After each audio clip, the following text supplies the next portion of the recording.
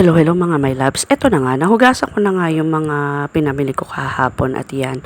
Kung todo punas ang inday-may nyo, kasi nga naman, baka mga lawang. Kaya ayan, kailangan bago itago sa lalagyan ay punasan munang maigi at para wala rin mga puti-puting tubig na namumuo. Minsan kasi may mga bumabakat na parang mga sabon-sabon na natuyo. Kaya kailangan yan pakapunas maigi bago itago. At yan, inisa-isa ko pa talaga itong sa muffin pan punasan. Ayan, o di ba?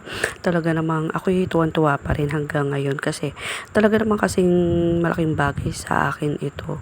Yung mga binigay sa akin na ito ng aking ate. Ayan, kasi kung ako lang, aminado ako at hindi ko agad mabibili ang mga ito. Kaya maraming salamat po ulit. Alam na ako sino ka. Ayan, o diba? Isa-isa kong pinagpupunasan yan. Ayan ay jelly pan. Ginagamit pag sa mga roll cakes. Ayan, o diba? Punas-punas ang inday-may nyo. At, ayan, o diba? Wala na naman ako masabi sa pagpo-voice over ko na ito. Talaga naman. Mahirap din mag-voice over, mag-edit, ayan.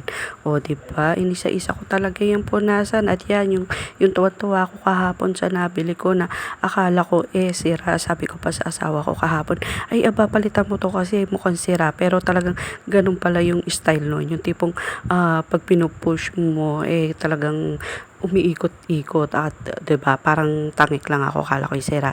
Tapos ito, kumuha ako ng lalagyan para dun sa aking mga tip. Ayan, o 'di ba? Para naman maayos ang ang ayan, di ko na naman alam sasabihin ko. O, diba? Ayan, napaisip na naman ako. Nag-loading ako. Ayan, para maayos yung lalagyan ng aking mga tip at hindi magkahiwa-hiwalay. Magkakasama lang sa isang lalagyan.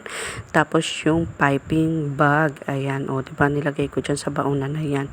Tapos naghanap pa ako dito sa lalagyan ng baso. Alam ko may baso kami malaki. Ayan, pinunasan ko pa. Malinis naman yan. Kaya punas-punas lang. O, diba?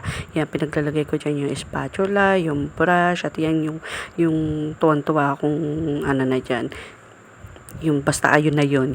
Tapos ayan na nga, inaayos ko na dito sa lalagyan yung mga pinagpupunasan ko. Ayan, isinasalansan ko na dyan ng maayos para matago na at hindi lang nakapatong sa upuan at naaalikabukan. Ayan, o diba, inayos-ayos ko yan dyan. Tapos, ayan, di pa nga kasya yung planggana talaga, yung mixing bowl. Ayan, bala kayo, planggana rin naman yan.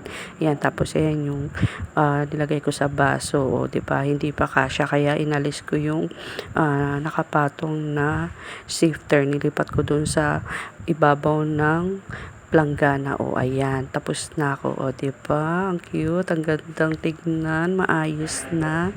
O diba, bye.